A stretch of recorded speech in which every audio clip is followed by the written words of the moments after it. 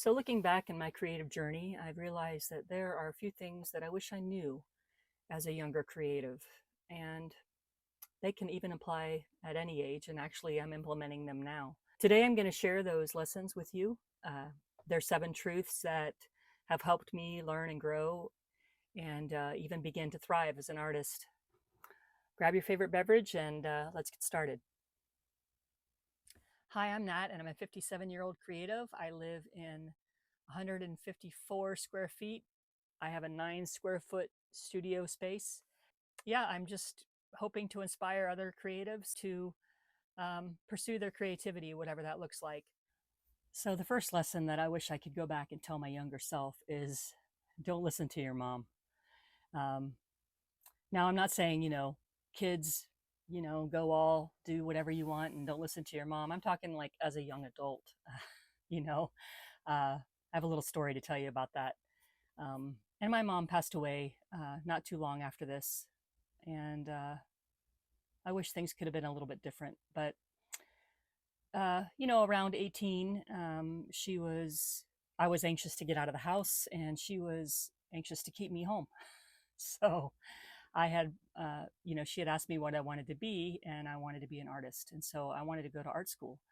And my art teacher in high school was very helpful and encouraging. And my mom, wasn't trying to be angry about it. She was just like, honey, you're never going to make any money as an artist. You need to think about doing something else.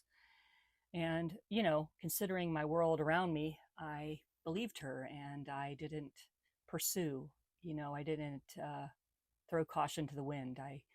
I went ahead and went to a 2-year college, which was her requirement for me before I could go to art school. Or any college. Before I could go to any college, I needed to go to a 2-year program, which I'm really grateful for. And so that's kind of like pivoted my whole life. During that time, I changed my major from art to education, and then I changed it from education back to art, but it was really graphic design, which is a creative field. And before we go too much further, I want to say that I am not mad at my mom. I am thankful for her and I miss her very much. But I do wish that she was more encouraging in my creative endeavors. And, that might be somebody else for you. That might be a different family member or a friend that's dear to you. Or it might be your own inner self telling you that you can't do this. And I want to encourage you not to listen to that inner critic or that inner doubt. That you can't make a living with art. I went on to do graphic design and web design, and I don't resent those things. I'm really fortunate and glad that I was able to do those things. But it's not like I made a bunch of money doing that, and I don't think I would have made much less money if I would have pursued my passions. So it's never too late, and that's what we're doing now. Okay, this second truth leaves me a little vulnerable here, but to acknowledge any past trauma and begin healing work for that trauma is something I wish I would have known instead of pushing it under the rug for 54 years. I do regret that. I don't know what I could have done differently because I didn't know that I should be dealing with that. And if you've experienced childhood trauma, often we lose our inner child through that process and we kind of go into survival mode. And I didn't know that's what I did. But I look back and I can see it very clearly. And so I just want to encourage you that, even later in life, if you haven't begun to work on your self-care or that, healing process, I strongly encourage you to do that. I'm working in that now. And I wouldn't be doing a video. I wouldn't be playing and being creative. I wouldn't even have any inspiring thoughts because I know what I was like at 53. And when I started the work and I started facing things and dealing with things that maybe weren't so pleasant, my inner child started kind of coming out. And the spirit of play and curiosity started to come forth. And um, you know, while you can create, of course, in the angst and uh, dark dark areas of your life, I really felt the weight lifting as I began to do the work, and I really uh, started to get to know my inner child more. And you know, finding support, a support system, and finding someone that can work with you professionally to deal with these things can really draw you closer to your creative dreams. So because of that self-care work, and you know, looking after myself and starting to work on my own inner healing, the third piece of advice that I wish I could give my younger self is to be curious. You know, once you have had a trauma and you are working on that healing, your inner child begins to play and come out a little bit more. And the curious side of exploring art and exploring your creativity is really something that I've been able to tap into just in the last couple of years since I began working on healing. And I want that for you and for everybody. All right, the fourth truth is creating from joy and not because you're wanting approval. You know, the beginning of my life when I was younger, I really enjoyed creating and making art.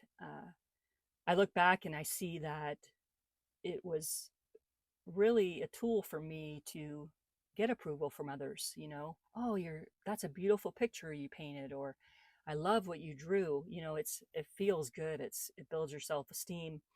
Um, but I found myself doing that to make other people happy, and I really needed to be doing it for myself and to create that inner contentment. When I was creating to please others, I was looking for their approval, you know, and when you're doing client work, that's what you want, is their approval. And so it kind of just fit right in with my standard mode of operation. But I learned that I want to create from myself, you know. Yes, I want you to appreciate it, and I love that you would appreciate it, but I want it to bring me joy first. And you know, some of the dangers of creating for others' approval is it can really tear away at your self-confidence, if you're always seeking for others' approval. And this isn't even just in art, you know, this is in everyday life. um, you know, you have a fear of failure, and I found myself always comparing myself to others, and my work was never going to amount to what their work was. You know, when you know, when you create for yourself and you can build that confidence and you can feed your own soul with the joy of creating instead of the approval of others. I'm learning to focus on the joy and leading into the love of the process instead of, oh, I hope they love this. You know, I hope they really like this. This is going to be something that everyone loves, you know, and building my own confidence with my own practices and of playful creativity. It's really bringing out that aspect of creating for the joy of creating. So, yeah, that kind of ties into number five. The fifth truth is following your passion and your heart instead of what's logical or what makes sense to other people or maybe even to yourself. I grew up being told not to trust my heart and not to trust my intuition. I just began doing that more intently about a year ago. You know, I had worked online for 30 years and I knew I was done. I felt it in my soul. I needed to try this. I needed to try to find a creative life that I loved. And so that kind of forced me to abruptly quit working online. And that was my heart, man. And I listened to it. And I'm not, you know, it's not like I'm making a bunch of money right now or anything. I'm not even doing it for that. And that's the thing. Like I hustled my whole life to make money. Oh, I got to do this. I got to get another client. I got to make this website. If I learn this skill or I go back to school, which I did, and I learn this degree, you know, then I'll make more money and I'll be able to do this and that and the other. And I let all of that go a year ago. And Um, you know, it's not like I made a bunch of money in my life to begin with. So why not try to maybe change my path a little bit and find that joy and find that fulfillment in creating?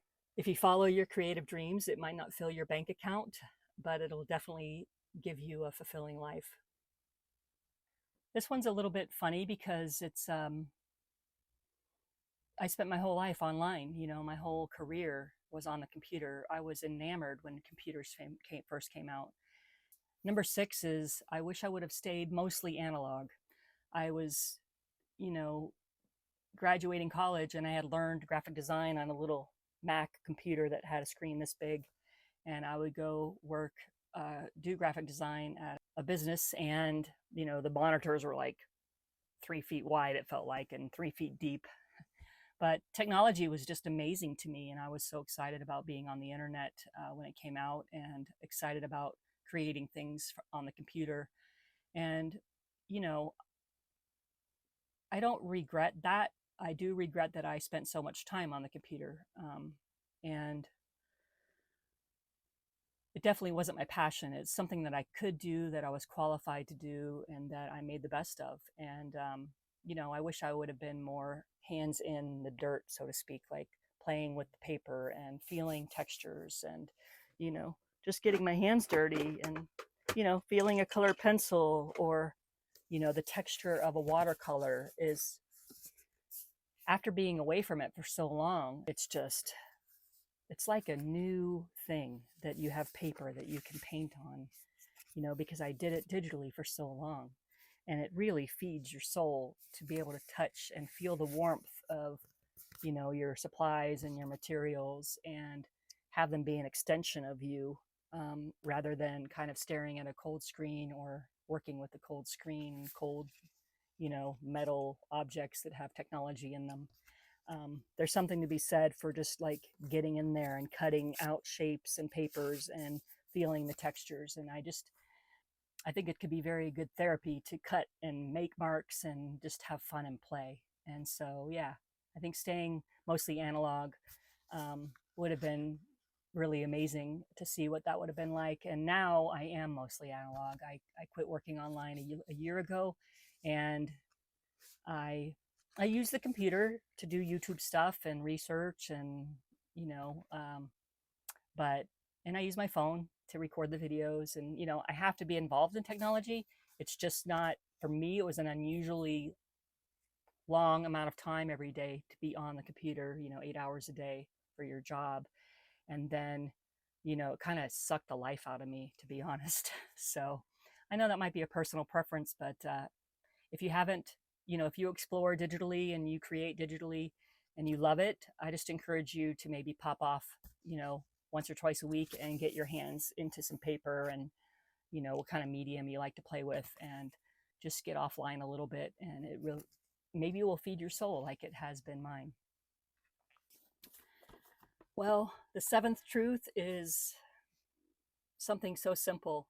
Um, Keep a daily art journal or a daily art diary. Uh, you know, it's something I've just started in the past year. And, you know, even if I haven't done it consistently, it has been the number one tool that I've used or implemented that has pivoted from not creating at all to creating every day. When I was a kid, I used to journal a lot, not draw it, just, you know, write. And I wish I would have had a sketchbook. You know, I just got this sketchbook a year ago about, and I plan to do it every day. I haven't done it every day, but one of the prompts that I used was, you know, what am I grateful for? Because before that, I would just sit and stare, you know, at a blank page, and I would be like, I don't know what to draw. And then I would end up not drawing anything or creating, you know, or it doesn't have to be a sketchbook. You can play at your desk, or you can paint, or you can, you know, get outside and create the way you do. Whatever it is, do it every day. Get into a practice of just making marks on the page. One of the things that's really helped me, in addition to the gratitude prompt, is the ugly sketchbook idea. And that's, you could just get a cheap sketchbook from any store and just start without a plan. And what this has done for me, I've done a tour on my channel, but what this has done for me is that I don't really plan. I just play. I have fun. I connect with my inner child, and I make marks on the page with no expectation of what I'm going to draw, with no expectation of it being good or bad. It's just feeding my creative soul. It reduces my anxiety. There's so much therapy that happens in the sketchbook for me. And so I would encourage you to either start a sketchbook practice or start some type of creative practice that you can spend a few minutes every day just feeding that creative soul. And I promise you, it'll work in your favor in more ways than one. And I definitely feel more peace, less anxiety, and more confidence just because of my little sketchbook practice. I hope these lessons from my younger self have resonated with you. And if you have any stories you'd like to share, I hope you'll do so in the comments below. Thanks so much for watching, and we'll see you on the next one.